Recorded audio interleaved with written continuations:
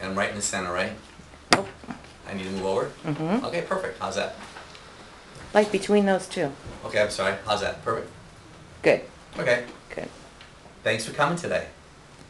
Today what we're going to talk about is Celtic sea salt. Now I've been wanting to do this for such a long time, and what I'm holding in my hand right now is a Celtic sea salt, as you all know, that we use in our office. This is the shaker. You can use this liberally. Liberally means anytime you cook. I want you to think of Celtic sea salt as putting minerals on the side of your body. This is a refill bag. So when this is empty, you can put this inside of that. It's tremendous, okay? And we have it on our website. So I have a lot of notes. I put a lot of energy into this. So we're going to talk. We're going to read some of the notes to you right now, and then we're going to chit-chat all along the side. So the history of salt. And this is really important for all of you watching me anywhere in the world right now.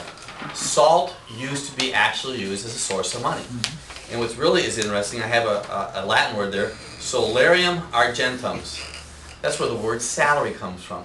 They used to actually pay Roman soldiers with salt. And it really up to almost 200 years ago, there were some areas that were still using salt as a source of payment. And when you read the article and you read what's going on, even in the United States, people, settlers in the United States, moved on because of salt. Hippocrates used salt.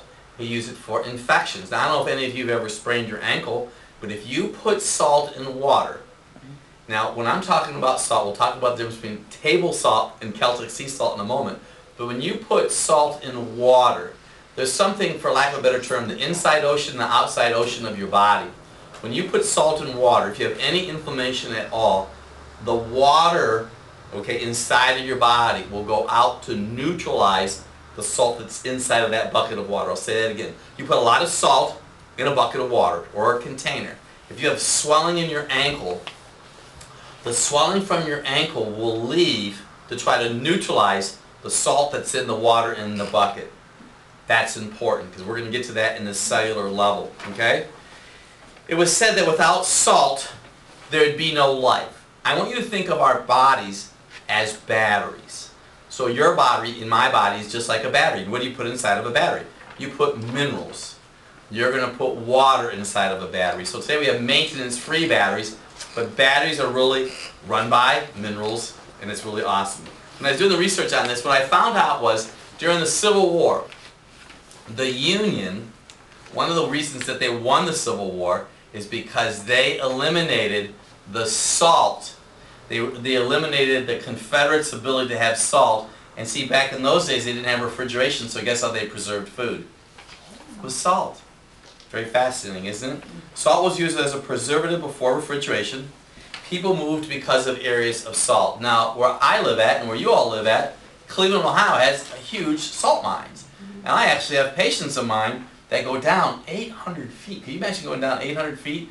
And this used to be a big saltwater ocean. Well, Cincinnati, Detroit, and if you've ever flown out west to like Utah, Salt Lake, it is just loaded with salt. And you know what? If you want to have deers come around your house during the wintertime, all you have to do is put a salt lick out because those animals need minerals. So I want you to have yourself think about salt as a mineral.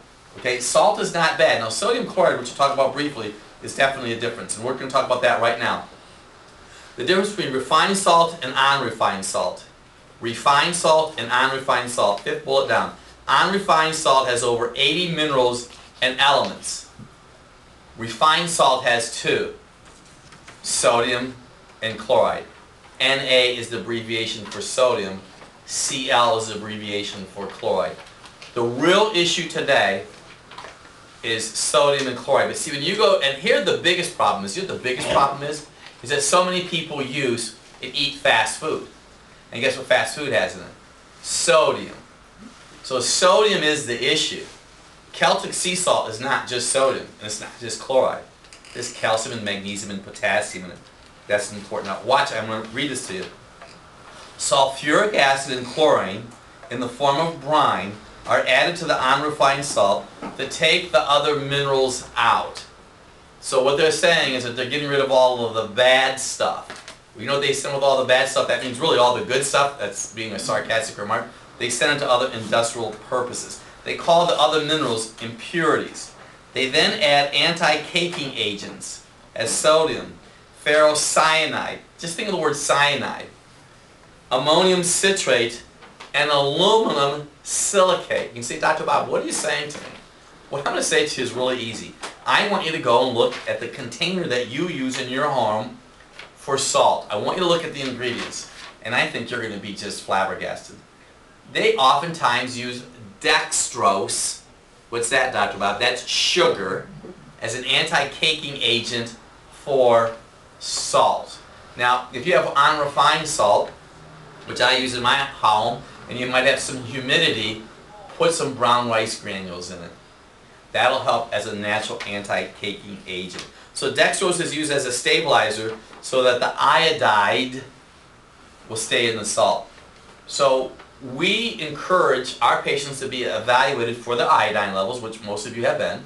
And we can do that through a TSH, a T3, and a T4. If you're T4 or you're T3, which are thyroid blood tests, which we talk about in great deal in our book, Dr. Bob's Drugless Guide to Balancing Female Hormones, you may need iodine. If you have cold hands and cold feet, chances are you have a low thyroid, for sure you're going to need iodine. Refined salt is lifeless. Why, you may ask? Because it stays on the shelf a long time. Refined salt, just like white sugar, it's almost like perpetual. So when we use unrefined salt, it'll actually start to gather moisture. And sometimes when I get it, I have to actually take it out of the shaker and let it dry for a couple days because it gets so wet. Okay? pH is affected by salt. What is pH? pH is a measure of acid and alkaline inside of your body. We tend to live in an acidic environment. Refined salt does not promote a proper pH or normal pH. Unrefined salt adds minerals, helping to normalize your pH. What I found in my experience, and this will be talked about in my longevity book, and we talk about this a lot in the female hormone book, you don't want to be acid. People who are acid have a greater chance to get cancer. If you have a swimming pool at home and you have acid rain, it's going to wreck the vinyl in your pool, and it's going to take copper out of your heating element. So I'm going to encourage you on refined salt. It will help normalize your pH. An acid pH is like vinegar, alkaline is like baking soda. Now this is going to be a bomb I want to drop on all of you, and you can appreciate this wherever you're at in the world right now. The low salt diet does not promote normal blood pressure. A low salt diet might help 5%. You're talking minimal points. And the reason is, now don't get me wrong here, I've had patients whose blood pressure became normal by using Celtic sea salt. You hear what I just said? I've had patients whose blood pressure has become normal by using unrefined Celtic sea salt, including my own blood pressure. Because of the life that I've been involved in, you're going 100 miles an hour, and you lose all the minerals, you're going to have a challenge. So I can tell you, your blood pressure can get normal. Now, if you're using table salt, I'm not saying that you continue using the table salt is going to normalize your blood pressure, because remember, refined salt is sodium and chloride. Now let me continue on.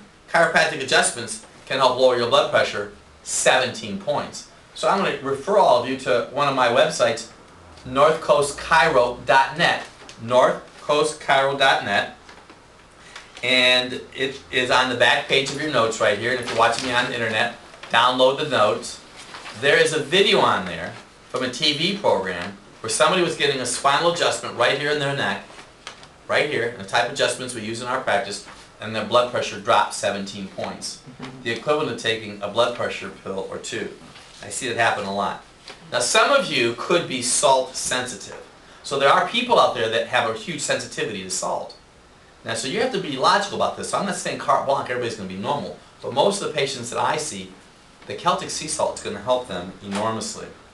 A low salt diet has been shown to cause multiple nutritional deficiencies, including depletion of calcium, magnesium, potassium, and B vitamins. So if you're in a low salt diet and you're not using an unrefined salt, you may need calcium. But here's how you know if you need calcium. You have leg cramps at night. You get poison ivy really big. If you need magnesium, oftentimes you're constipated. If you have an issue with B vitamins, you'll cry easy. People who tend to crave fruit, especially bananas, people who crave fruit